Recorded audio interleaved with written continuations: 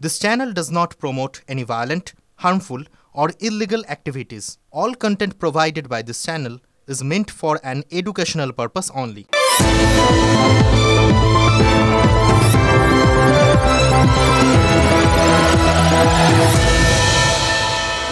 সাত করে কি কেউ নিজের মায়ের ভাষা ছেড়ে অন্য ভাষায় কথা বলে নাকি? আর সে বাঙালি গড়পাড়েরই হোক কি গর্বে তার, ব্যাপারটা তো একই। নিজের ভাষা ছেড়ে অন্য ভাষায় মনের কথা বলে সেই সুখটা পাওয়া যায় বলুন তো? হ্যাঁ, কখনো কখনো কারোর ওপর তো খুব রাগ ঠাগ হয়ে যায়, তখন গালাগাল টালাগাল যখন দিতে হয় আর কি, তখন অন্য ভাষা ব্যবহার করতে ইচ্ছে করে। মনে হয় যে তো এই অন্য ভাষায় গালাগাল দিলেন, এটা দেখবেন আমাদের একটা সাইকোলজি আছে, অন্য ভাষায় যদি গালাগাল দিই তখন মনে হয় গালাগালিগুলো বেশ জোরালো হলো। কিন্তু এই যে রোজ মনের কথাগুলো আপনাদের সাথে শেয়ার করি, যে কথাগুলো না বললেই নয়, সেই কথাগুলো, সেগুলো তো বাংলাতে ছাড়া অন্য কোনো ভাষায় বলে মনে হবে কিছু বললামই না। বলতে গেলে তো বাংলাতেই বলতে হবে, সোজা বাংলায়। হ্যাঁ, কিছু কিছু জিনিস থাকে জানেন তো, যে বিষয়গুলোকে অস্বীকার করা খুব মুশকিল। ইনফ্যাক্ট অস্বীকার করতে যাওয়াটাই বোকামি।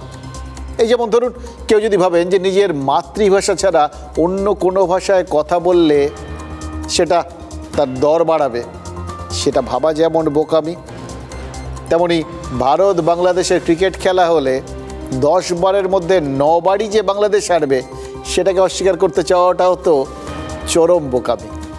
কিন্তু যাদের সারা বছরই এপ্রিল ফুল, যারা নিজেদের ওই বোকা প্রমাণ করেই সবসময় সুখ পায়, তাদের কাছে খেলার ফলাফল কোনো ব্যাপারই না।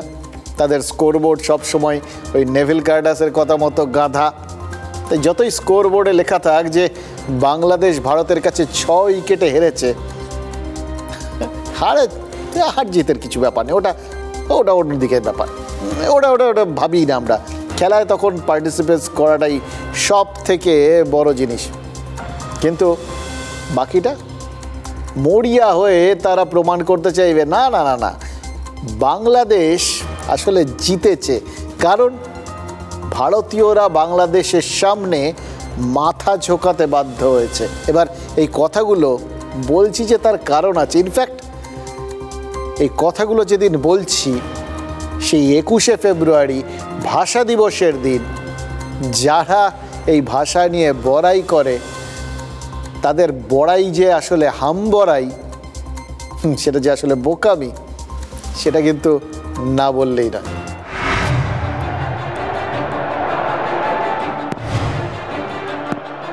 50 ওভারের খেলা, তখন ব্যাট করছিল বাংলাদেশ। শুরু থেকেই ভারতীয় বোলারদের দাপটে টাইগাররা তখন নিজেদের ফের বেড়াল প্রমাণ করেছে। এমন একটা সময় এই দৃশ্য, বাংলাদেশের খেলোয়াড় জাকির আলীর জুতোর ফিতে বেঁধে দেন রোহিত শর্মা, ভারতের ক্যাপ্টেন। এমন দৃশ্য খেলার মাঠে নতুন নয়।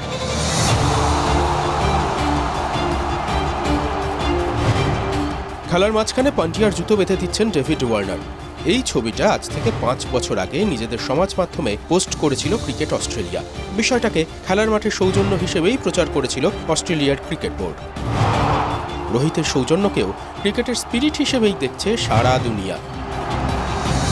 ব্যতিক্রম বাংলাদেশি পোলাপানরা মাঠে হেরে মাঠের বাইরে জেতার সুখ খুঁজছে। সারা দুনিয়া দেখেছে খেলোয়াড়ি মনোভাব দেখিয়ে ভারতের ক্যাপ্টেন বাংলাদেশি খেলোয়াড়ের জুতোর ফিতে বেঁধে দিচ্ছেন, আর বাংলাদেশের মানুষ ভাবছে তাদের প্রবল পরাক্রমশালী রক্ষাকর্তা মৌলবাদের মসিহা ইউনুসের চাপে মাথা ঝোঁকাচ্ছে ভারত। সাথে কি আর বলে, পাগলে কি না বলে।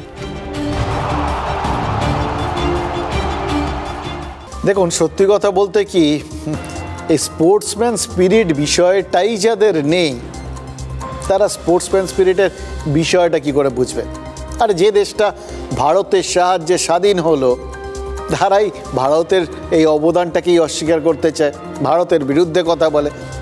তো তাদের যে স্পোর্টসম্যান স্পিরিট থাকবে না, এটাই তো স্বাভাবিক। তারা যে এই ব্যাপারটা বুঝবেই না, ওটা যে তাদের ডিকশনারিতেই নেই, এটাই তো স্বাভাবিক। বলে না, পাগলের গোবধে আনন্দ। কোনটা খেলার, কোনটা কূটনীতি, কোন জায়গায় রাজনীতি ঢোকে, কোন জায়গায় ঢোকে না, কোন জায়গায় কূটনীতি ঢোকা উচিত, কোন জায়গায় ঢোকা উচিত না, কোন জায়গাটাকে সেই জায়গার মতোই দেখা উচিত। খাবার টেবিলে বসে কখনো যে ওই জামা কাপড় কীভাবে কাটবে, কিভাবে সেলাই করবে বা কীভাবে চাষ করবে, এইটা ওই টেবিলের ওপর করতে যাওয়া উচিত না। খেতে বসে হাতে ছুরি কাচি আছে বলেই যা খুশি করে দিলাম, এটা যে হয় না সব সময়, এগুলো এদের কে বোঝাবে? কে বোঝাবে যে খেলার মাঠটা খেলোয়াড়দের জন্য, নির্বোধদের জন্য নয়? তাই কোনটা খেলোয়াড়োচিত মনোভাব আর কোনটা মাথা ঝোঁকানো, এটা যারা বোঝে না, এই ফারাকটুকু যারা ধরতে পারে না, তাদের তো ওই যা বললাম পাগল বা পাগলের সমগোত্রীয় বা সমচ্চারিত শব্দগুলো বলেই ধরতে পারেন। তাদের কাছে এটা বিরাট ব্যাপার, বিশাল জয়। ভাবুন তো, ইউনুসের চাপে খেলা ঘুরে গেছে বলে রোহিতকে দিয়ে জুতো বাঁধিয়ে নেওয়া গেছে। সেই ইউনুস যার জন্য বাংলাদেশের মাথাটা গোটা বিশ্বের সামনে অলরেডি হেঁট শুধু না, একদম মাটিতে মিশে গেছে। তারপরে তারা আবার অন্যদের মাথা নিচু করা দেখে আনন্দ পায়। ফেব্রুয়ারি 20 আর 21 সন্ধিক্ষণে ঢাকা একটা মিছিল বেরোয়, জানেন তো? কেন্দ্রীয় শহীদ মিনারে ওই ভাষা শহীদদের শ্রদ্ধা জানানো হয়। এটাকে প্রত্যেকবার বাংলাদেশের রাষ্ট্রপতি আর প্রধানমন্ত্রী একসঙ্গে এই অনুষ্ঠানের সূচনা করতেন। রাষ্ট্রপতি যখন শ্রদ্ধা জ্ঞাপন করেন তখন প্রধানমন্ত্রীও উপস্থিত থাকেন। এটাই রেওয়াজ, এটাই রীতি। শুধু প্রশাসনিক প্রোটোকল বা রেওয়াজ নয়, এটা কিন্তু আত্মিক রীতি। যে মানুষগুলো ভাষার জন্য শহীদ হলেন, নিজের মাতৃভাষার জন্য প্রাণ দিয়ে নিজেদের মাতৃ ঋণ শোধ করলেন, এটা তাদের প্রতি শ্রদ্ধা। আজ সেই শ্রদ্ধা চুলোয় পাঠিয়ে নিজের ইগোকে অনেক বেশি মর্যাদা দিলেন ইউনুস। তিনি নাকি প্রথমে রাষ্ট্রপতিকে ওই শহীদ স্মারকে ফুলমালা দিতে বারণ করেছিলেন, কিন্তু বাংলাদেশের রাষ্ট্রপতি মোহাম্মদ সাহাবুদ্দিন বাংলাদেশের এই তত্ত্বাবধায়ক সরকারের প্রধানের অফিসকে পাত্তাই দেননি। আসলে কোথাও গিয়ে ভেতরে থেকে যায় তো বিষয়গুলো। তাই রাষ্ট্রপতি রাত 12টা বাজতেই রীতি মেনে ভাষা শহীদ স্মারকে শ্রদ্ধা জানান প্রত্যেকবারের মতো। কিন্তু তখন ইউনুস সেখানে ছিলেন না, কারণ ইগো, কারণ তিনি তো থাকবেন না বলেছিলেন। এবার তারপর হয়তো কেউ বুদ্ধি দিয়েছে, রাষ্ট্রপতি শ্রদ্ধা জানিয়ে ফিরে যাওয়ার পর রাত 12:12 নাগাদ সেখানে গেছিলেন মোহাম্মদ ইউনুস।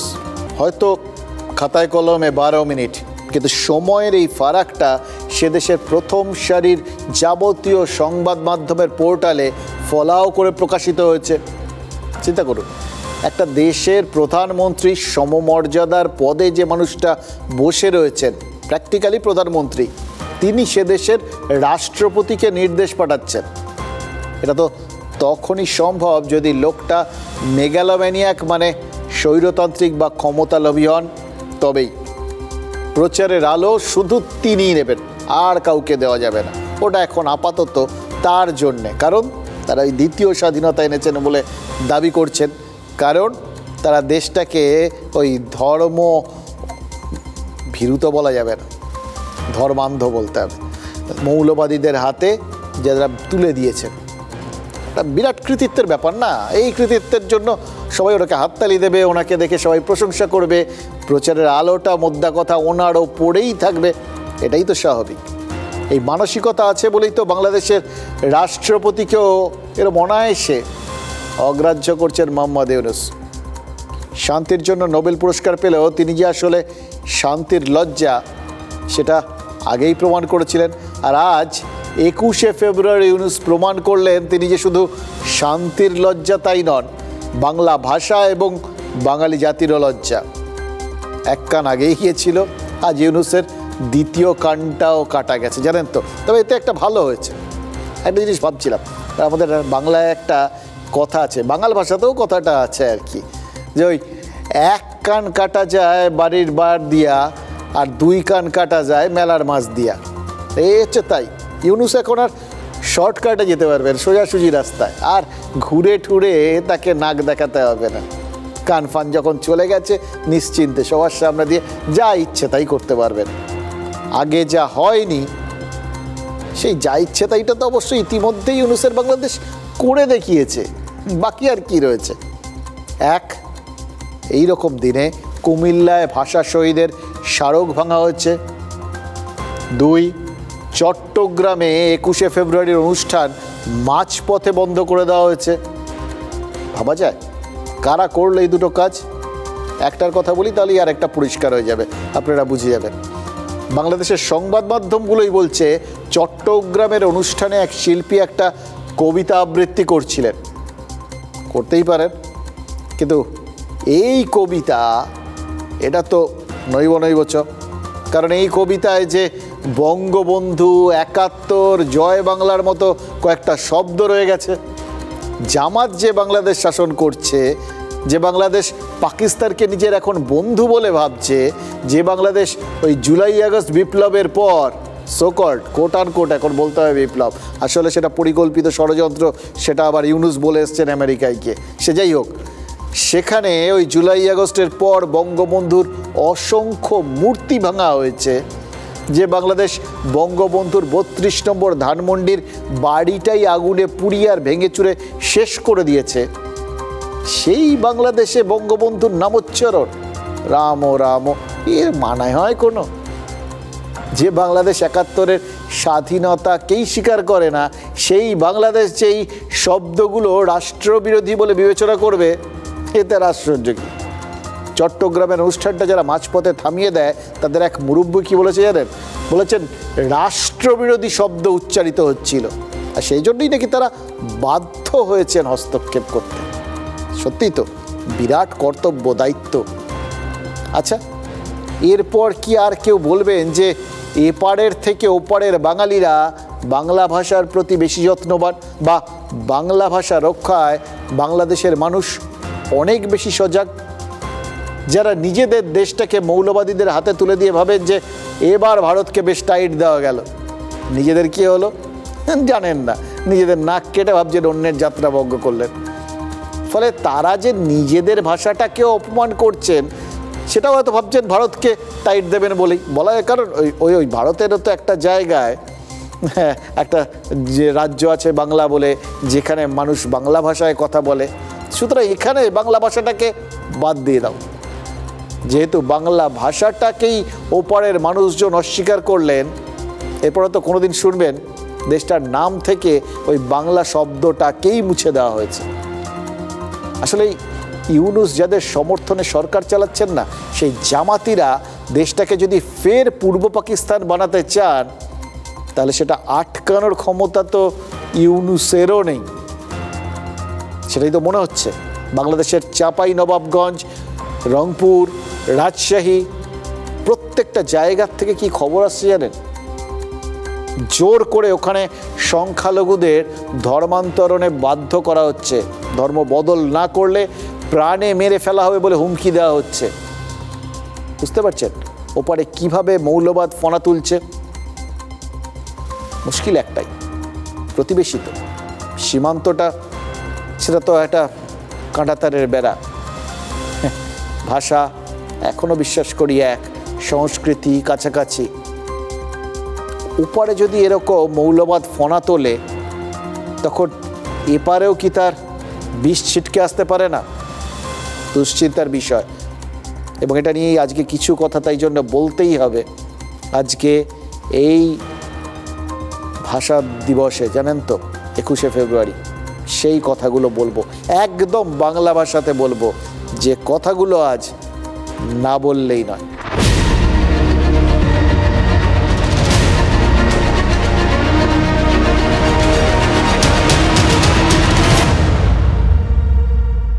একটু পিছিয়ে নিয়ে যাই আপনাদের।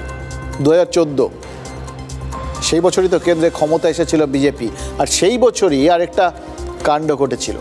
রাষ্ট্রীয় স্বয়ংসেবক সংঘের প্রধান মোহন ভাগবত ঘর ওয়াপসের ডাক দিয়েছিলেন। সরসংঘ চালক বলেছিলেন এই দেশে হিন্দুরা 82% থাকবে না, পুরো 100% হবে।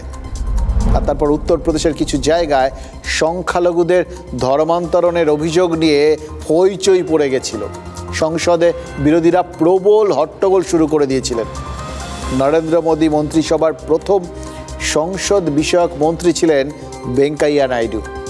তিনি সে সময় সংসদে দাঁড়িয়ে বলেছিলেন যে বিরোধীদের যখন এতই সমস্যা হচ্ছে, তখন ধর্মান্তরণ বিরোধী বিল পাশ করিয়ে আনলেই পারে। তারপর বিষয়টা ধামাচাপা পড়ে যায়। এবার এতদিন পর অত পুরনো ঘটনা মনে পড়ার কারণ আছে কি? কারণ তো আছে নিশ্চয়ই। এমনি এমনি তো আর স্মৃতির পাতা উল্টাচ্ছি না। যে ধর্মান্তরণ নিয়ে পার্লামেন্টে হইচই শুরু হয়, সাংসদরা নাওয়া খাওয়া ভুলে বিতর্কে মজে যান, সেই ধর্মান্তরণই এদেশের জেলের মধ্যে হয় কি করে? বিশ্বাস করুন, অনেক ভেবেও কিছুতেই এই বিষয়টা বিশ্বাসও করতে পারছি না, ভাবতেও পারছি না, আর কারণটাও ধরতে পারছি না। খাগড়াগড় বিস্ফোরণে অভিযুক্ত জামাতুল বাংলাদেশ আর আনসারুল্লাহ বাংলা টিমের মতো ওই জঙ্গি গোষ্ঠীর সদস্য তারিকুল নাকি বহরমপুর সংশোধনাগারে বসেই ধর্ম সংশোধন করেছে। একজন দুজন নয়, তারিকুল নাকি জেলে বসে 3 জনের ধর্ম পরিবর্তন করেছে এবং তাদের জেহাদের মন্ত্রে দীক্ষিত করেছে। অর্থাৎ জেলবন্দি 3 জন সাজাপ্রাপ্ত আসামির ধর্ম পরিবর্তন করে তাদের জঙ্গি বানিয়েছে তারিকুল। দেখুন, এই কথা যদি রাজনৈতিক নেতারা বলতেন তাহলে না ভাবতাম যে রাজ্যের সরকার বা রাজ্যের প্রশাসনকে দোষারোপ করতে তারা এই সমস্ত অভিযোগ আনছে, যেরকম আনেন আর কি। কিন্তু তারিকুলের এই কার্যকলাপ, এটা তো আদালতে জানিয়েছে রাজ্য পুলিশ স্বয়ং। রাজ্য পুলিশের STF-এর পেশ করা নথিতেই তো উল্লেখ করা হয়েছে, জেলে বসে ধর্ম পরিবর্তনের কারখানা খুলেছে তারিকুল, ওই বাংলাদেশি জঙ্গি। এ রাজ্যে এসে নাশকতা ঘটিয়েছে আর তারপর এখন নেটওয়ার্ক তৈরি করছে, আর এখন এখানকার বন্দীদের ধর্ম পাল্টে তাদের জঙ্গি বানাচ্ছে। দেখুন, রাজ্য পুলিশ নিশ্চয়ই এত বড় একটা অভিযোগ করার আগে অনেক ভেবেছে, তথ্য প্রমাণ হাতে নিয়েছে, এবং এটা তো নিশ্চিত যে রাজ্য পুলিশ এই অভিযোগটা এই রাজ্য সরকারেরই কারা দফতরকে বদনাম করতে করেনি। আর এটাও নিশ্চিত, দেখুন, প্রাপ্তবয়স্ক কেউ তার নিজের ধর্ম বদল করবে কি করবে না এটা তার ব্যক্তিগত অধিকার হতে পারে, জেলে বসেও করতে পারে যদি সে স্বেচ্ছায় কিছু করে। কিন্তু যদি কেউ ওই ধর্মান্তরণের আড়ালে কাউকে জেহাদের মন্ত্রে দীক্ষিত করে, জিহাদি বানায়, সন্ত্রাসবাদী কার্যকলাপে উৎসাহিত করে, যাতে জেলে বসেই এ রাজ্যের ক্ষতি করার একটা অস্ত্র তৈরি করা যায়, তাহলে তো সেটা অবশ্যই অপরাধ। এবং সেটাকে দমন করতে বা সেটা ধরতে পেরে সেটাকে রোখার চেষ্টা করে বা সেটা পরিষ্কার করে সর্বসমক্ষে নিয়ে এসে STF একদম ঠিক করেছে।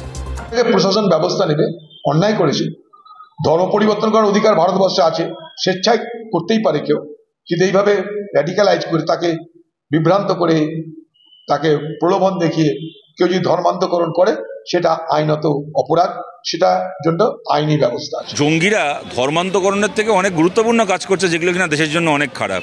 জেলে বসে স্লিপার সেল চলছে, জেলে বসে টেরর নেটওয়ার্ক পরিচালিত হচ্ছে, জেলে বসে পশ্চিমবাংলা জেলগুলোকে ব্যবহার করে আগামী দিনে ভারতবর্ষের কোথায় কোথায় নাশকতা প্ল্যান করা হবে তার নকশা তৈরি করা হচ্ছে। পশ্চিমবাংলার ভেতরে জেলগুলোকে সত্যি সত্যি সরকারের জেল কর্তৃপক্ষর গোয়েন্দা দপ্তরের যে ধরনের ভিজিলেন্স থাকার কথা সেই ভিজিলেন্সকে এস্টাবলিশ করা দরকার। হ্যাঁ, যারা ধর্মান্ধ তারা জেলে বসে করতেও পারে, সব জায়গায় পাড়ায় ভেতরে বসে যদি করতে পারে তাহলে জেলে বসে না করতে পারার কি আছে? জেলে বরঞ্চ 4 জন অপরাধী যদি একদিকের হয়, যে লোকটি সংখ্যালঘু সেখানে, তার অবস্থা তো খুবই খারাপ থাকে, ফলে তাকে সহজেই মোল্ড করে দেওয়া যায়। দেখুন, এই অভিযোগটা সামনে আসার পর জেলে নজরদারি বাড়ানোর কথা বলছেন বিরোধীরা, আর গোয়েন্দা ইনপুট বলছে সাম্প্রতিক অতীতে অসম আর বাংলা পুলিশের অভিযানে যে কটা জঙ্গি ধরা পড়েছে তাদের সবার সঙ্গেই তারিকুলের যোগাযোগ পাওয়া গেছে। এবার বাংলাদেশের মৌলবাদীরা জেলবন্দি তারিকুলের মাধ্যমেই এ রাজ্যে তাদের নেটওয়ার্ক চালাচ্ছে কিনা সেটা তো তদন্তের বিষয়।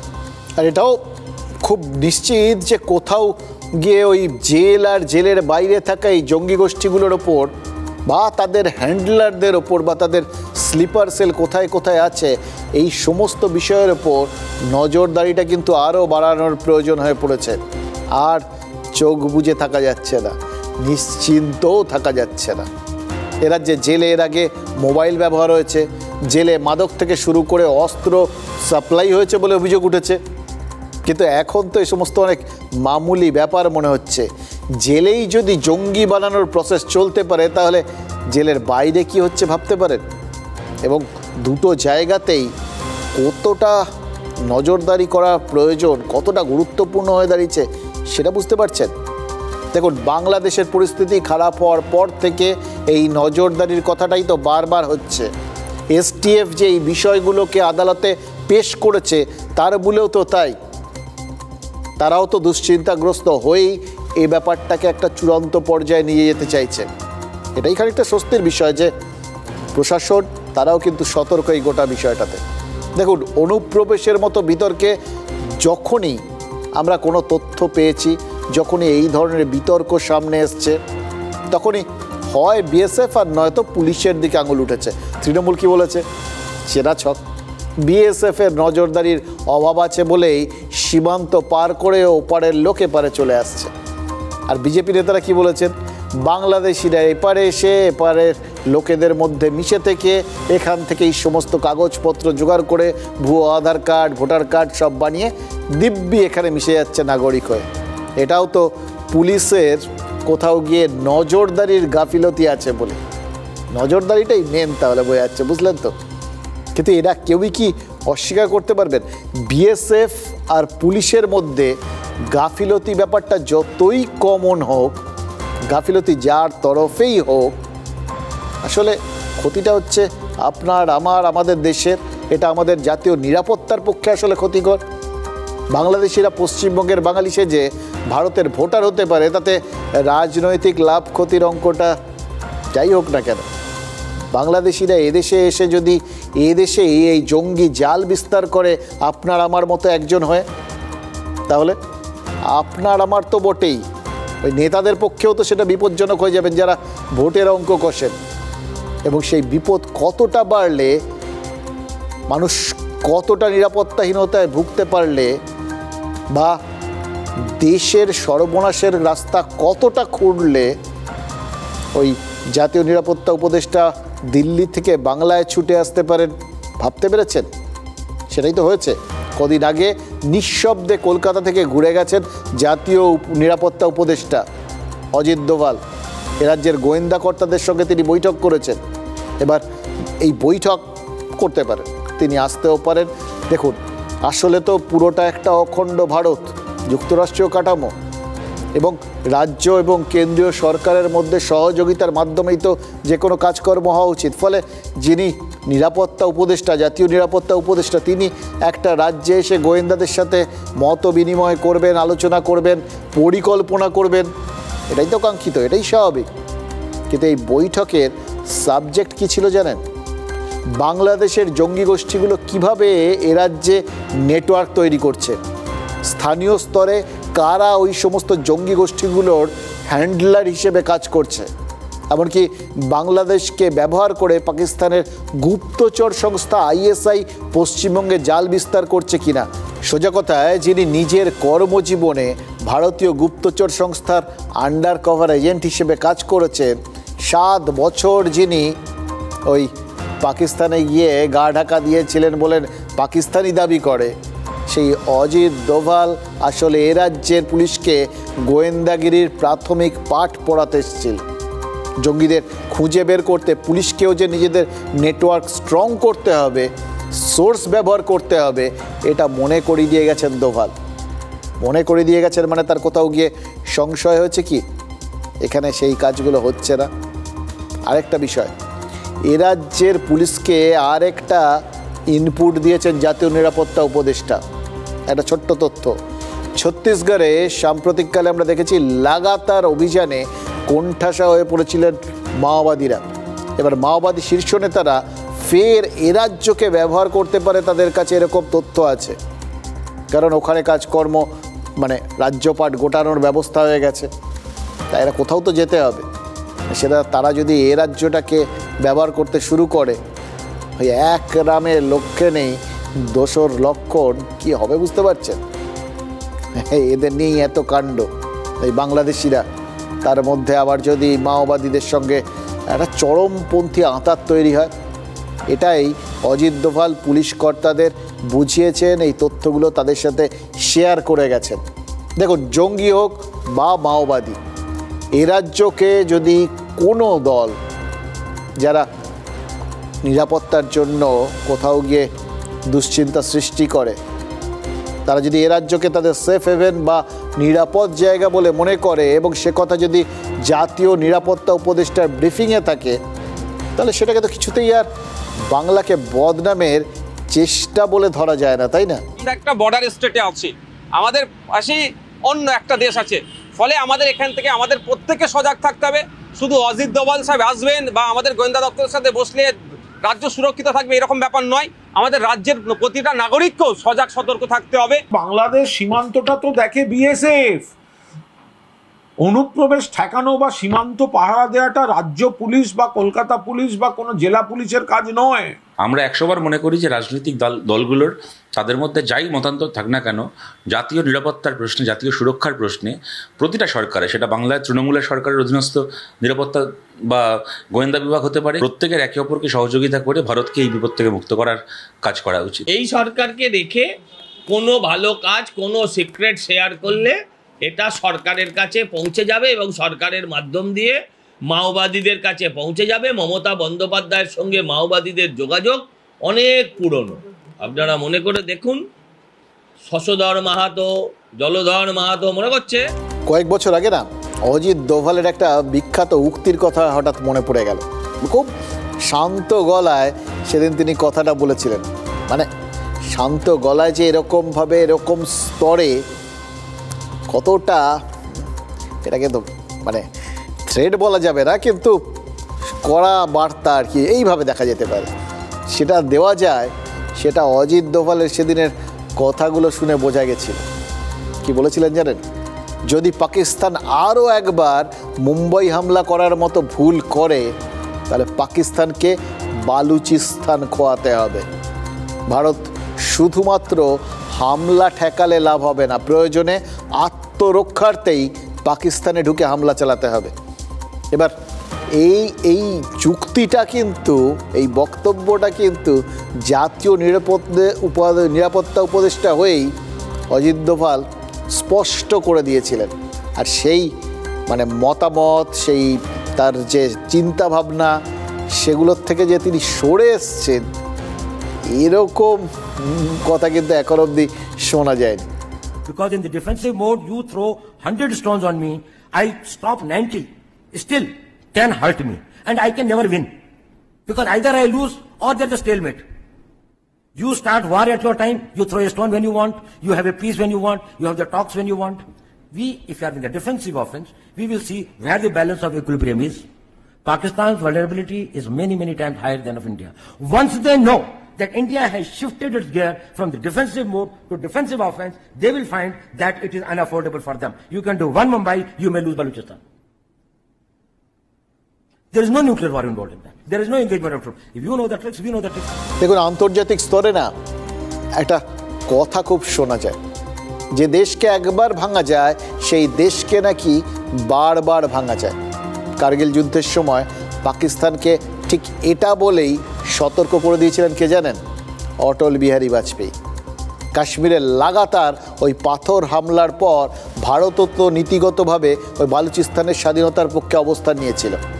টিট ফর ট্যাট, পরিষ্কার হিসেবে 2016 লালকেল্লায় স্বাধীনতা দিবসের ভাষণে বালুচিস্তানের স্বাধীনতা আন্দোলনকে সমর্থনের কথা ঘোষণা করেছিলেন প্রধানমন্ত্রী। আর তারপর সার্জিক্যাল স্ট্রাইক আর বালাকোটে প্রত্যাঘাত হয়েছে। এটা তো হিস্টোরিক্যাল ব্যাপার, ঐতিহাসিক ব্যাপার, সবাই জানেন। কয়েক মাস আগে হঠাৎ করে কাশ্মীরে আবার জঙ্গিরা সক্রিয় হয়ে ওঠার চেষ্টা করেছিল, অশান্তি পাকাচ্ছিল। ভারত যথারীতি কাশ্মীরে জঙ্গি দমনে সফল হয়েছে। আর পাকিস্তান, যাদের ওই হাঁড়ির হাল এমনিতে, তার মধ্যেও মানে ওই চুলোর আগুনটা দিয়ে জল গরম করার তো জায়গা নেই, চাল নেই, সুতরাং তারা ওই আগুন দিয়ে অন্যের ঘরে আগুন লাগাতে গেছিল। আর মাঝখান থেকে তাদের নিজেদের হাতই পুড়ে গেছে। বালুচ লিবারেশন আর্মি গাদার বন্দর উদ্যোগে একদম লালবাতি জ্বালিয়ে দিয়েছে। আর খাইবার পাখতুনখোয়ায় ডুরান্ড লাইন পেরিয়ে অনেকটা ঢুকে এসছে তালিবানরা। তাহলে দাঁড়ালো কি? এদিকও গেল, ওদিকও গেল। এটা কিন্তু আমরা বলছি না, পাকিস্তানের ন্যাশনাল অ্যাসেম্বলিতে দাঁড়িয়ে বিরোধী নেতা মৌলানা ফজলুর রহমান মানে একদম চিৎকার করে এই কথা বলেছেন। কেপিকে আর বালুচিস্তানের বিস্তীর্ণ এলাকা নাকি পাকিস্তানের নিয়ন্ত্রণের বাইরে চলে গেছে। বুঝতে পারছেন আগুন নিয়ে খেলা কাকে বলে? কখন নিজের হাত পুড়বে, অন্যের ঘরে আগুন লাগাতে গেলে কখন নিজের ঘরে আগুন লেগে যাবে এটা টের পাওয়া যায় না। খেয়াল করে দেখুন, এই পাকিস্তান কয়েক বছর আগে পর্যন্ত কাশ্মীর ছিনিয়ে নেওয়ার কথা বলতো। ইদানিং এই কথাটা শুনলে কি মনে পড়ে যায়? এই সদ্য যেটা শুনেছেন সেটাই তো মনে পড়বে। ওই যে বাংলাদেশ থেকে আস্ফালন শুনতাম, উত্তর পূর্বাঞ্চল ছিনিয়ে নেওয়া হবে, বাংলা ছিনিয়ে নেওয়া হবে, বা একদম দিল্লি অবধি চলে যাওয়া হবে। যারা হুমকার দিচ্ছেন তারা পাকিস্তানের পার্লামেন্টে দাঁড়িয়ে মৌলানা ফজলুর রহমানের বক্তব্যটা একবার শুনে নিতে পারেন। মানে এই প্রেক্ষাপটটা আপনাদের সাথে একটু আলোচনা করলাম এটা বোঝাতে, এই সমস্ত কিছুর প্রেক্ষাপটে যেখানে যার নামটামগুলো মাঝে মধ্যে জড়িয়ে টড়িয়ে যায়, এহেন অজিত দোভাল যদি পশ্চিমবঙ্গে ঘুরে যান তাহলে বুঝতে পারছেন পরিস্থিতি কতটা ঘোরালো। জাতীয় নিরাপত্তার ইস্যু তো অবশ্যই, কিন্তু আত্মরক্ষা নিয়েই আলোচনা হয়েছে নাকি আত্মরক্ষার জন্য আগ্রাসনের প্রয়োজনীয়তা নিয়েও আলোচনা হয়েছে? এটাই তো বড় প্রশ্ন। এবার যদি জিজ্ঞেস করেন হাত তুলে দেবো, সিরিয়াসলি জানি না, কারণ এটা একদম এমন স্তরের বিষয় যেগুলো সবার জানাও ঠিক না, আমাদেরও জানা ঠিক না, আর জানানোও ঠিক নয়। সুতরাং খামোখা কল্পনা করে এমন কিছু কথা বলতে যাব কেন?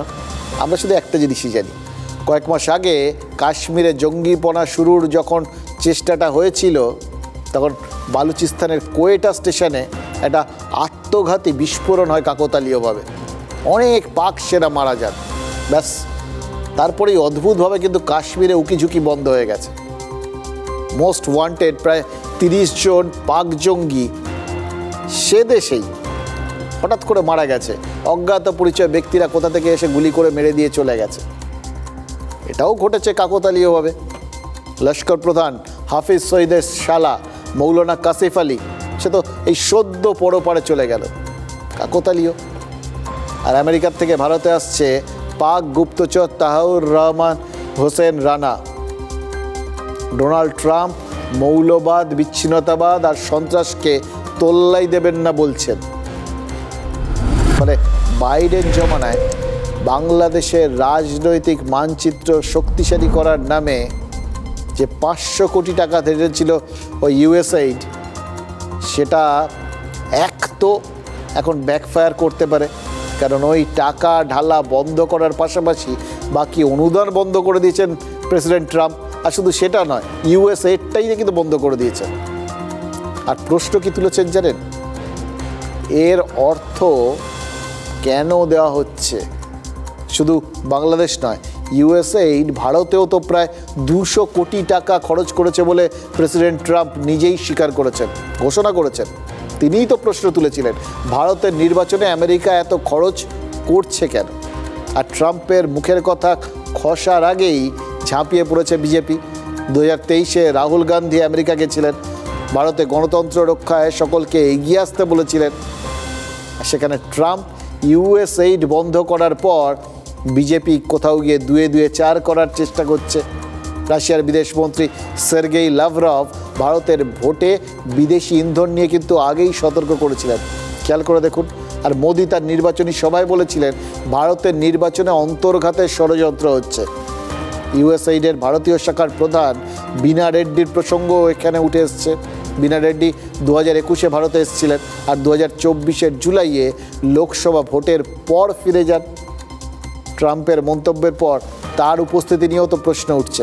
এবার এইগুলো সবই বিজেপি তুলে ধরছে। তুলে ধরে বিজেপি কি বোঝাতে চাইছে? হিসেবটা সোজা, তারা বোঝাতে চাইছে লোকসভা নির্বাচনে মোদিকে হারাতে প্রায় 200 কোটি টাকা খরচ করেছিল আমেরিকা, আর খাল কেটে কুমির নিয়ে এসেছিলেন রাহুল গান্ধী, সোজাসুজি তাকে আক্রমণ করার চেষ্টা। কিন্তু 8-এর দশকে বামেরা বফর্স কেলেঙ্কারিকে যেরকম প্রত্যেকটা মানুষের কানের মধ্যে ঢুকিয়ে দিয়েছিল, বিজেপি ইউএসএইড ব্যাপারটাকে কিন্তু এখনও সেভাবে সবাইকে বোঝাতে পেরে ওঠেনি। ঠিক যেরকম ওই বামেরা যখন এই ইউপিএ সরকারের ওপর থেকে পরমাণু চুক্তির বিরোধিতা করতে গিয়ে তারা সমর্থন তুলে নিয়েছিল। কেন সমর্থনটা তুললো, এই পরমাণু চুক্তি কি, সেটা সাধারণ মানুষকে বুঝে উঠতে পারেনি। ফলে সবাই এখন মনে করেন ওটা ছিল তাদের অন্যতম ঐতিহাসিক ভুল। সেরকম আর কি গোটা ব্যাপারটা। মাঝে মধ্যে রাজনীতিতে এরকম হয়।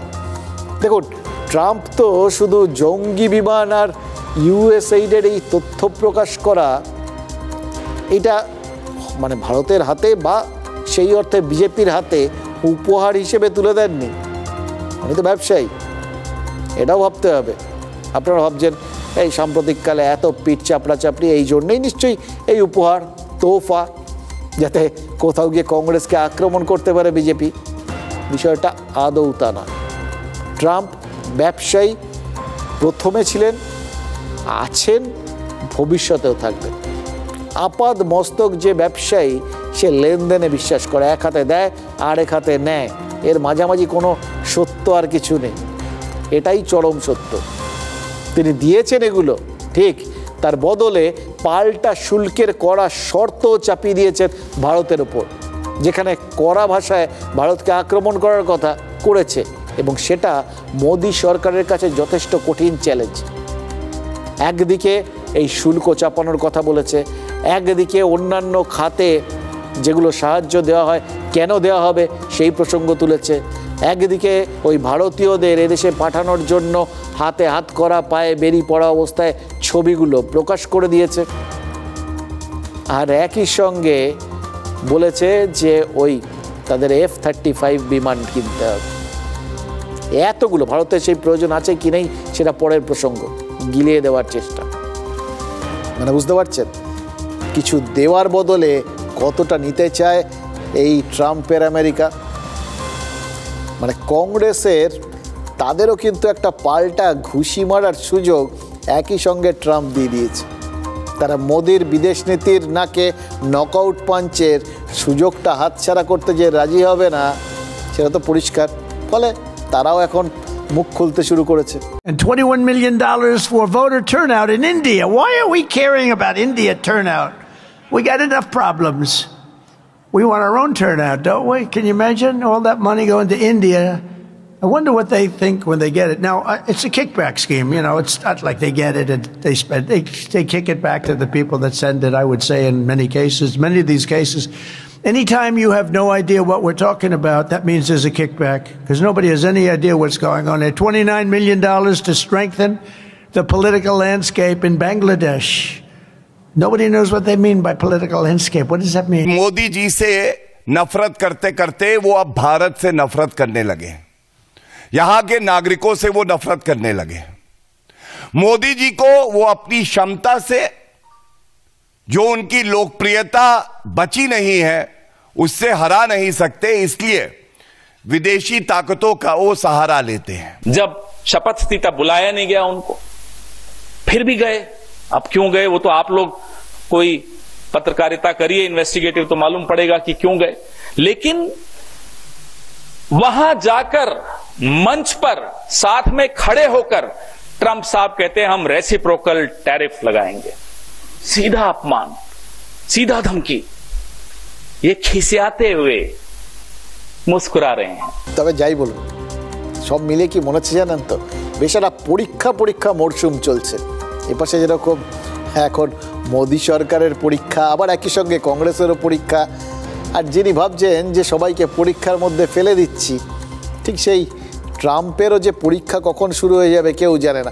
বাংলাদেশের পরীক্ষা তো চলছে, ওদের পরীক্ষা নিয়ে আলাদা করে কথা বলারই, ওরা পরীক্ষায় ফেল, এটা মোটামুটি পরিষ্কার।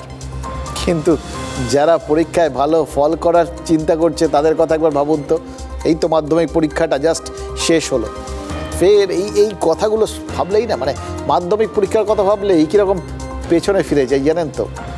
একটা খেয়াল করে দেখুন, আমাদের ওই পরীক্ষার পর এই করব সেই করব, কত কল্পনা থাকতো, কত কিছু ভেবে রাখতাম, আর পরীক্ষাটা যখন শেষ হয়ে যেত অদ্ভুতভাবে ওইগুলো কিছুই করা হতো না। এটাই হচ্ছে লাইফের সব থেকে বড় ট্র্যাজেডি জানেন তো। আমাদের সময় না মাধ্যমিকে একটা রচনা খুব প্রচলিত ছিল, একদম পাতি রচনা, সবাই মুখস্থ করে রাখতো যে, এবং ওটা আসবেই আসবে, যখন অন্য কিছু পারতো না তখন ওটা লিখে দিয়ে চলে আসতো। আপনাদেরও মনে আছে, আর বিজ্ঞান আশীর্বাদ না অভিশাপ। এখন আরেকটা রচনা লেখার সাহস কেউ করবেন? ট্রাম্প আশীর্বাদ না অভিশাপ, এটা নিয়ে কিন্তু একটা ভালো সময়োপযোগী রচনা হতে পারে। দেখুন, কংগ্রেস তো বিজেপির বিরুদ্ধেই ট্রাম্পকেই অস্ত্র করা শুরু করেছে, কারণ মোদিকে পাশে বসিয়ে পাল্টা শুল্ক চাপানোর ঘোষণা করে বসে আছেন মার্কিন প্রেসিডেন্ট। এটা ভারতের বিদেশ নীতির সাফল্য না ব্যর্থতা, এটা নিয়ে কংগ্রেস প্রশ্ন তোলা শুরু করেছে। আর প্রশ্নটা কিন্তু খুব অমূলক নয়, ট্রাম্প ভারতের বন্ধু না শত্রু, এই ধাঁধার কোনোদিন অবসান হবে না। কিন্তু যদি একটু আমেরিকার মূলগত চিন্তাভাবনা এবং ট্রাম্পের ব্যাকগ্রাউন্ডটা একবার ভাবেন, তাহলে তারা কিভাবে কারুর বন্ধু হতে পারে এ নিয়ে আপনার মনে যে বিরাট সংশয় জাগবে, এটা আপনি নিশ্চিত থাকতে পারেন, আমরা সবাই নিশ্চিত থাকতে পারি ইনফ্যাক্ট। এবং সত্যি কথা বলতে কি, নিজেদের স্বার্থের বাইরে ওরা যে অন্য কারুর স্বার্থ দেখবে না, এটা নিয়েও কারোর মনে কোনো রকম প্রশ্ন থাকা উচিত না। দেখুন, ট্রাম্পের আমেরিকাকে এই অগ্রাধিকার নীতি, সেটা ভারতের পক্ষে কি ক্ষতিকারক হবে?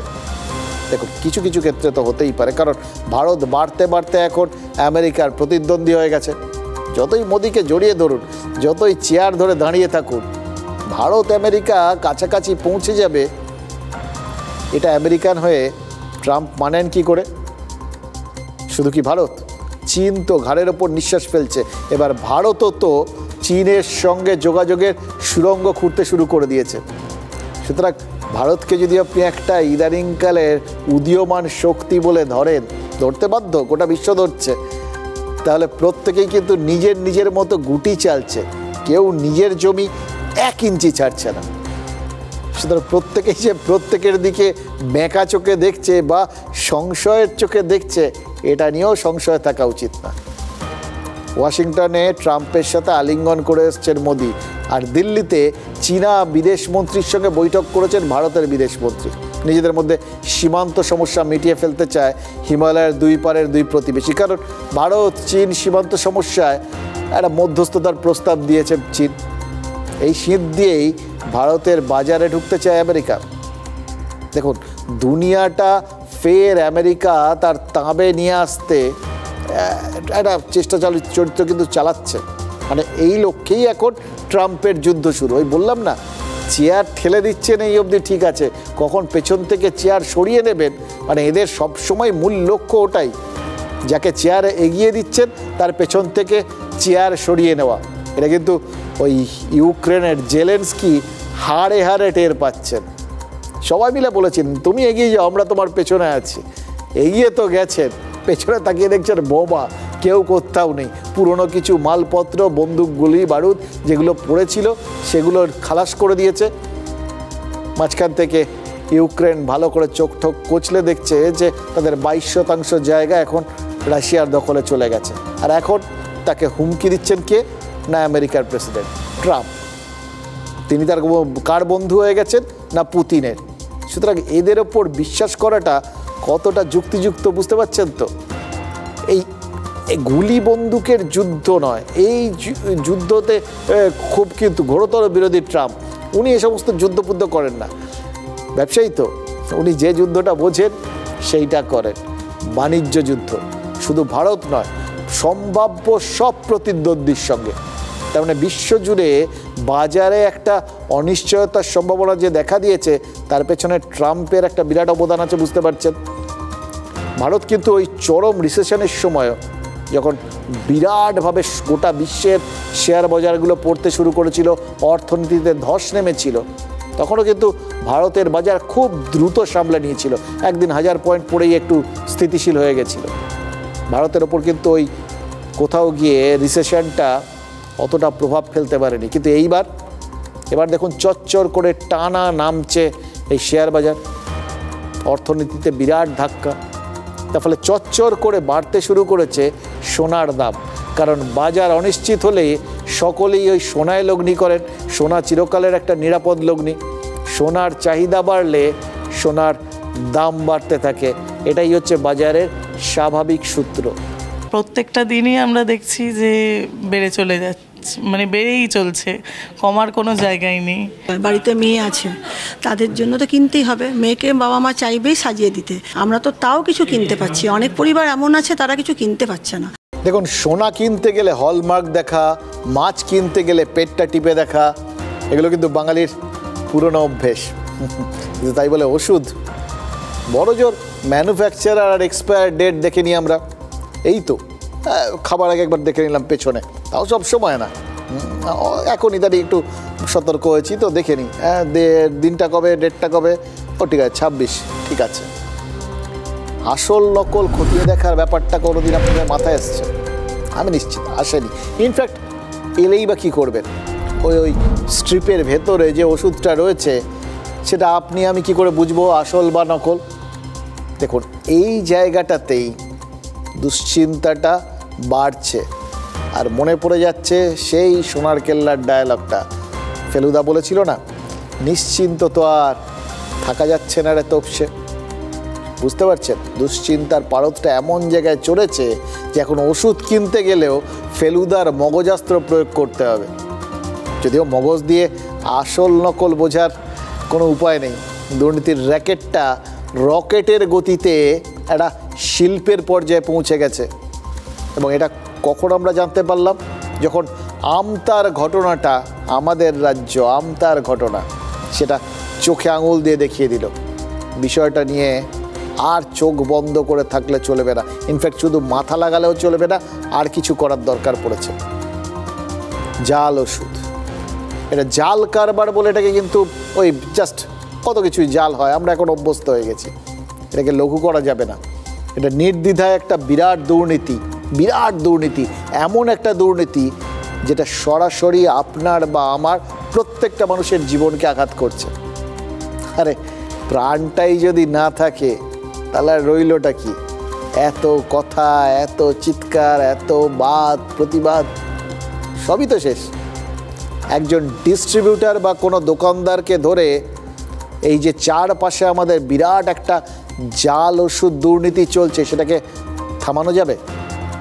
একটা ডিস্ট্রিবিউটার বা একজনের দোকানে রেইড করে তাকে পাকড়াও করা হয়েছে, এতে সব শেষ? এটা যদি ধরে নিতে হয় বা কেউ যদি মনে করে এতেই সব শেষ, তাহলে এটা প্রশ্নটা উঠবে না? এটাও একটা আইওয়াশ হয়ে যাচ্ছে না তো? দেখুন, ইদানিংকালে আমরা দেখেছি, এটা এখানকার ট্রেন্ড, যে কোনো দুর্নীতি, যে কোনো অভিযোগ যেটাতে কোথাও গিয়ে প্রশাসনের গাফিলতির বা নজরদারির অভাবের সামান্যতম একটা অভিযোগ ওঠে, সেখানে সেই অভিযোগটাকেই ঝেড়ে ফেলতে উদ্যোগী হয়ে ওঠে প্রশাসন। জাস্ট বলে দেয় যে না, এসব মিথ্যা কথা, হয়নি কিছু এরকম। কিন্তু আজ তো হয়েছে। আমতায় একজন ডিস্ট্রিবিউটারকে তো ধরা হয়েছে, এবং সেই ডিস্ট্রিবিউটার কি বলেছে জানেন? সে বলেছে সমস্ত নিয়ম কানুন মেনে ওষুধ প্রস্তুতকারী সংস্থার থেকে অর্ডার দিয়ে তিনি ওষুধ কিনেছিলেন, তিনি নির্দোষ। ওষুধের দোকানদাররা বলছেন কোনটা আসল কোনটা নকল বোঝা তাদের কাজ নয়, তারাও নির্দোষ। জাল ওষুধটা কিন্তু পাওয়া গেছে, দোষীটা তাহলে কে? জালটা কে করছে? আমি আপনি? নাকি আলটিমেট গিনিপিগ আমরা? গিনিপিগ কেন? বলির পাঁঠা? কারণ আমাদের তো বেঁচে থাকার জন্য, সুস্থ থাকার জন্য ওষুধ খেতেই হবে। যেটা বুঝতে পারছি জানেন তো, এই সাপ্লাই চেনটাতেই গন্ডগোল, এবং এটা চট করে সাধারণভাবে এটাকে থামানো সম্ভব নয়। বুঝতে পারছেন তো? যখন সবাই বলেন তারা নির্দোষ, সবাই নাকি সব নিয়ম মেনে কাজকর্ম করেন, অথচ আপনার আমার হাতে ওই নকল ওষুধ পৌঁছে যায়, তখন তো বুঝতে হবে ডাল মে কালা বলে থেমে গেলে হবে না। পুরো ডাল উপুর করে ঢেলে খুঁজে বার করতে হবে কতটা কালা। আমতায় 20 লাখ টাকার নকল ওষুধ বাজেয়াপ্ত হয়েছে। বাজেয়াপ্ত না হলে এই ট্যাবলেটগুলো তো আমার আপনার ঘরে পৌঁছতো। যে ওষুধ খাচ্ছেন সে ওষুধ খেয়ে আপনি সুস্থ থাকবেন তো? আপনার রোগ সারবে তো? তার থেকেও বড় কথা, ওই নকল ওষুধ খেয়ে আপনার নতুন কোনো রোগ ধরবে না তো? এবং এই ওষুধগুলো কিন্তু গড় পড়তাভাবে 80% বাঙালি খান, কারণ আপনার আমার সবার ব্লাড প্রেশার রয়েছে, কমন ওষুধ এগুলো, ব্লাড সুগার রয়েছে। যাবেন কোথায়? নিজেদের অজান্তে আমরা ভালো থাকার চেষ্টা করে খারাপ থাকার দিকে এগিয়ে যাচ্ছি না তো? গত 1 মাসে শুধু আমতার ওই ডিস্ট্রিবিউটারের থেকেই নাকি 2.25 কোটি টাকার প্রেশারের ওষুধ বিক্রি হয়েছে। ভাবতে পারেন, 2.25 কোটি টাকা! কত ওষুধ! মানে বিভিন্ন দোকান হয়ে 2.25 কোটি টাকার বিষ এটার আসল নামটা টেলমাসার্টিন, জেনেরিক নেম। বিভিন্ন কোম্পানির বিভিন্ন নামে এগুলো বিক্রি হয়। এই টেলমাসার্টিন অত্যন্ত বাজার চলতি ওষুধ। আপনারা যে কেউ নিজের বাড়িতে কেউ প্রেশার ওষুধ খেলে একবার চেক করে দেখতে পারেন তাদের টেলমাসার্টিন রয়েছে কিনা। এবার এই টেলমাসার্টিনটা রয়েছে জানলে আসল দুশ্চিন্তা তো তারপর শুরু হবে। আপনার প্রেশার কমার বদলে চচ্চর করে বেড়ে যাবে। যেটা খাচ্ছেন সেটা ওই 1.25 কোটি টাকার মধ্যে নেই তো। এটাই হচ্ছে সব থেকে বড় দুশ্চিন্তা। বুঝবো কি করে? এরকম আরও কত ওষুধ দিন রাত সাপ্লাই চেন হয়ে আমাদের ঘরে ঢুকছে ভাবতে পারেন। একটা তো ধরা পড়েছে, রাজ্য ড্রাগ কন্ট্রোল এটাকে ধরেছে, খুব ভালো কথা। যেগুলোকে ধরতে পারেনি, কেন্দ্রের নির্দেশ মতো 300-র মতো ওষুধে QR কোড রয়েছে। নতুন নির্দেশ, বাধ্য হচ্ছে সবাই গোটা বিষয়টাকে মানতে। আছে স্ট্রিপগুলোর ওপর QR কোড আছে। প্রশ্ন তো দুটো, কজন রোগী ওষুধ কিনতে গিয়ে এই QR কোড স্ক্যান করে দেখেন আপনি? এখন অবধি আমি তো কোনোদিন দেখিনি, এবার থেকে দেখবো ভাবছি। তাহলে তো আবার এটা ভাবতে হবে QR কোড স্ক্যান করে কি দেখব, কি দেখলে বুঝবো যে এই ওষুধটা জাল। আরও প্রশ্ন, যেগুলোতে QR কোড নেই সেগুলোতে যাচাই করব কি করে? ঘরে ঘরে তো ল্যাবরেটরি নেই, ড্রাগ টেস্টের ব্যবস্থা নেই। এর থেকেও বড় কথা কি জানেন? আজ যে জাল ওষুধ ব্যবহার হয়েছে, মানে বাজেয়াপ্ত হয়েছে, তার QR কোডটাও নাকি জাল। বুঝতে পারছেন? কারোর কোনো দায় নেই। এরপরে কিন্তু আমরা এক্সপেক্ট করতে পারি যে এটা নর্মালি হলে কি হওয়া উচিত। পরিষ্কার, যারা জালি করে, যারা ওষুধের 2 নম্বরই করে, তারা তো শুধু ওই একটা ওষুধ করেই থেমে থাকবে না। ওষুধের মার্কেটটা বিরাট, বিশ্বজোড়া ওষুধের মার্কেটই সব থেকে বড়। তারা শুধু একটা ওষুধকে জাল করে কেন থেমে যাবে? নিশ্চয়ই আরও অনেক ওষুধ করেছে। তাহলে এইটা আমাদের কিভাবে মৃত্যুর দিকে নিয়ে যাচ্ছে, কত মানুষকে নিয়ে যাচ্ছে, এবং তার মধ্যে কতজন সাধারণ মানুষ আর তার পাশাপাশি নেতারাও রয়েছেন, সেটা বুঝতে পারছেন?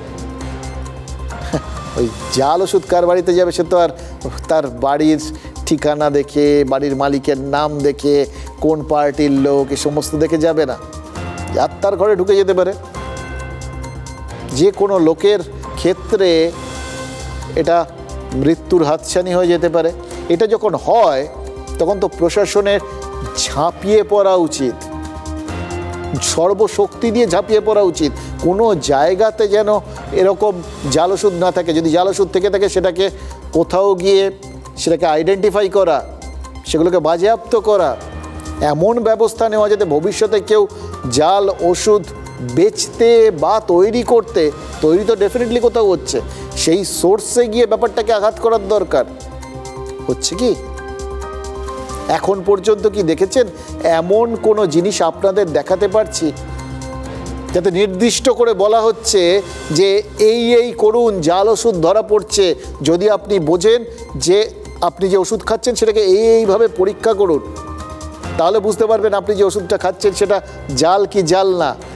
সরকারি স্তরে কোনো ঘোষণা দেখেছেন এরকম? না। আমরাই বা কি করে বলবো আপনাদের, যখন আমাদের কাছে এই তথ্যগুলো আসছে না? তাহলে বুঝতে পারছেন কারও কোনো দায় নেই। ওষুধের দাম বেড়েই যাবে আর আমাদের জীবন ক্রমশ সস্তা হতে থাকবে। এটাই তো এখনকার সিস্টেম। তো চিন্তারই ব্যাপার যে QR কোড স্ক্যান করে করে যদি এখন ওষুধ কিনতে হয়, তাহলে তো ধরুন আমি সারা মাসে 10টা-15টা ওষুধ কিনি এক পাতা করে, বা যাই যে কটা পাতা কিনতে, সেটা প্রতিটা এখন দোকানে দাঁড়িয়ে দাঁড়িয়ে QR কোড স্ক্যান করবো না বাড়িতে এনে স্ক্যান করবো, আবার যেটাকে চেঞ্জ করতে যাবো না কী করবো। আতঙ্ক তো বটে, একটা ভয়ঙ্কর আতঙ্ক। কারণ পেশেন্টরা তো যেমন ক্ষতিগ্রস্ত হচ্ছেন, তেমনি ডাক্তাররাও কনফিউজ রয়ে যাচ্ছেন রেগুলার। একজন পেশেন্টের যদি 8টা-10টা করে ওষুধ থাকে, তারা যদি দোকানে এসে প্রত্যেকটা QR কোড স্ক্যান করতে চান, সেখানে দোকানের পক্ষে অসম্ভব ব্যাপার সেটা সেই সময় দেওয়া। আমারই যেমন 8খানা করে ওষুধ খাই, QR কোড দেখা সম্ভব না।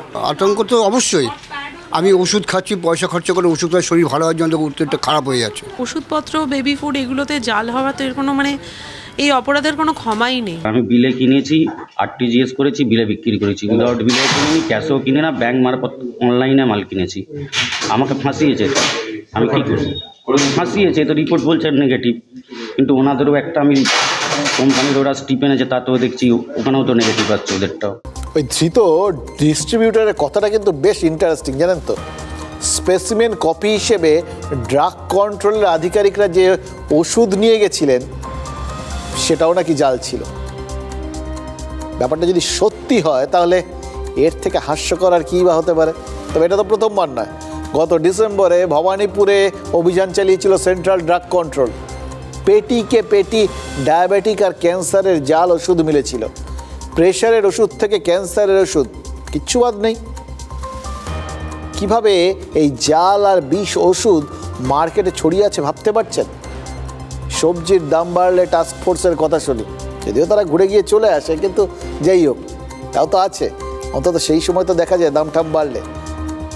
অথচ সারা বছর যে টাস্ক ফোর্সের নজরদারি করার কথা তাদের নজরে পড়ে না, মানে ড্রাগ কন্ট্রোল। তাদের তো প্রত্যেক সময় প্রতি মুহূর্তে সতর্ক থাকার কথা, নিয়মিত তাদের বিভিন্ন জায়গায় গিয়ে তল্লাশি চালানোর কথা। কিন্তু কী হবে? কারণ বিষয়টার মধ্যে একটা দুর্নীতি বলে শব্দ রয়েছে।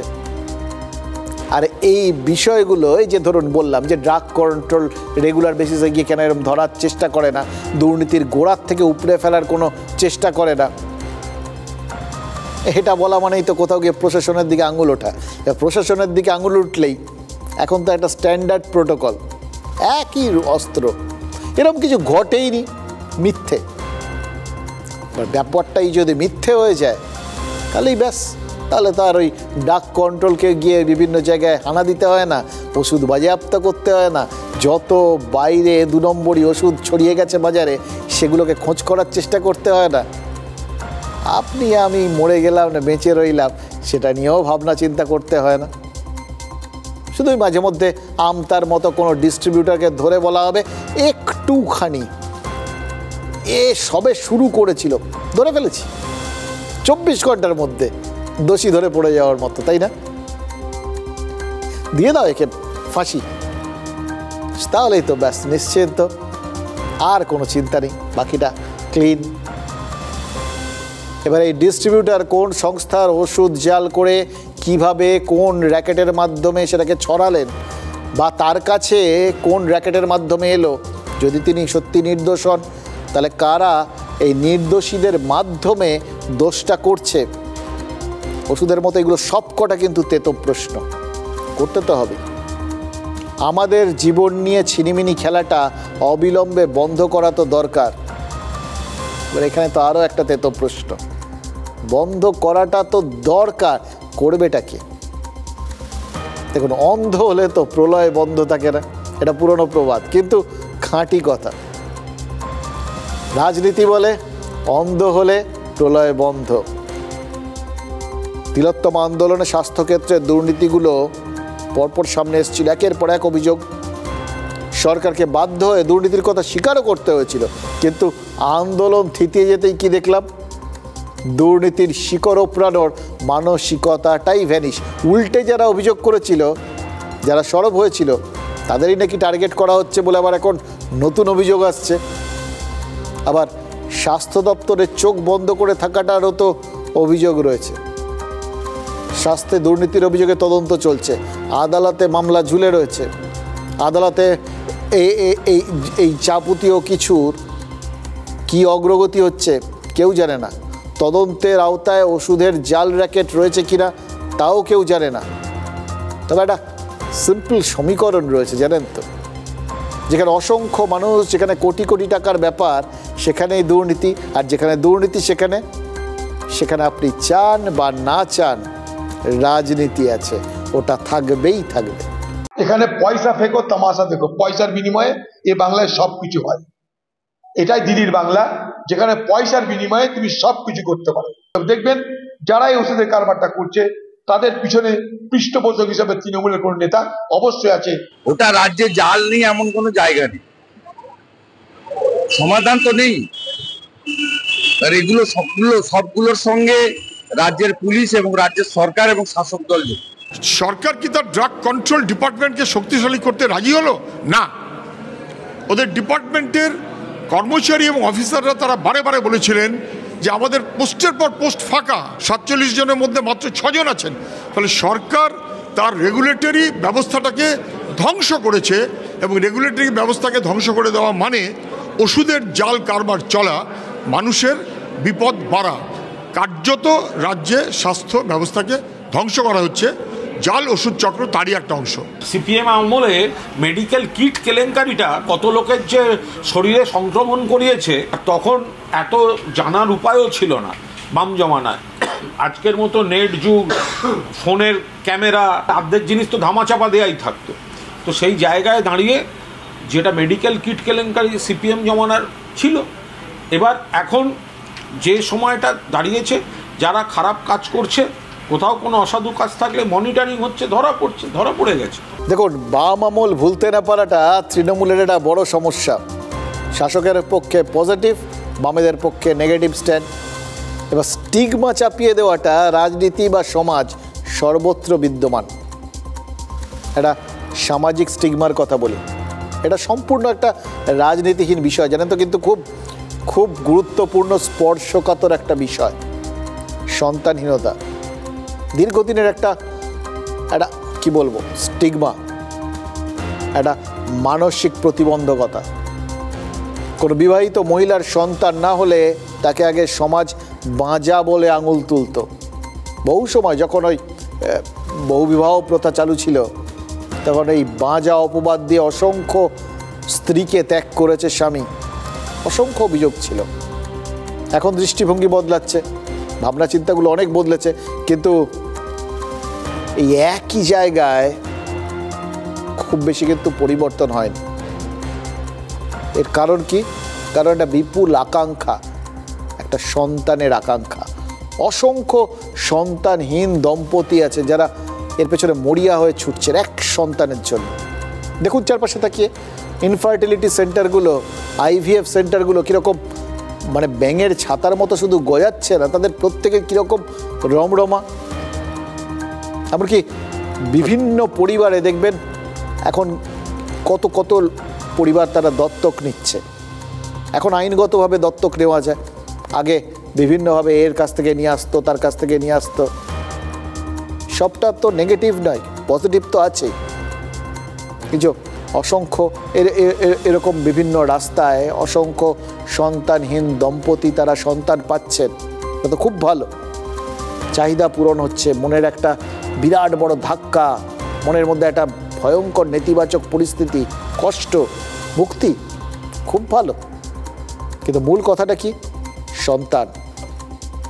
এই সন্তানের জন্য মানুষ সর্বোচ্চ পর্যায় পর্যন্ত চলে যায়, সব সীমা অতিক্রম করে।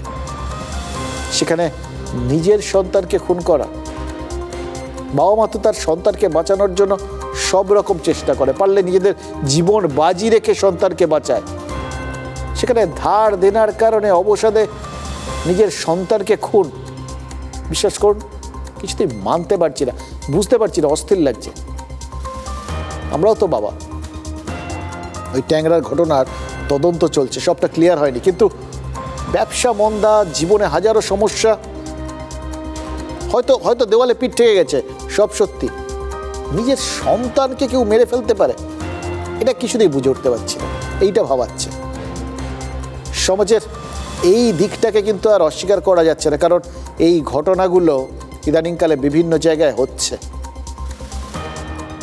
মানুষ সন্তানের জন্য যেরকম দৌড়চ্ছে, মরিয়া হয়ে দৌড়চ্ছে, তেমন বহু জায়গায় নিজের সন্তানকে খুন করে ফেলছে, মেরে ফেলছে। বাবা তার নিজের, মা তার নিজের, এইটা জাস্ট ভাবা যাচ্ছে না, জানেন তো, মেলাতে পারছি না কিছুতেই। এই ট্যাংরার ঘটনা, এই যে দুই ব্যবসায়ী ভাই বা যে কোনো মানুষ, তার চাকরি ব্যবসা যাই করুন না কেন, সন্তান তো আলাদা জায়গা, খুন করে ফেললেন। এই জায়গাটা না নিজেদের একটু ভাবার বোধ হয় প্রয়োজন এসছে।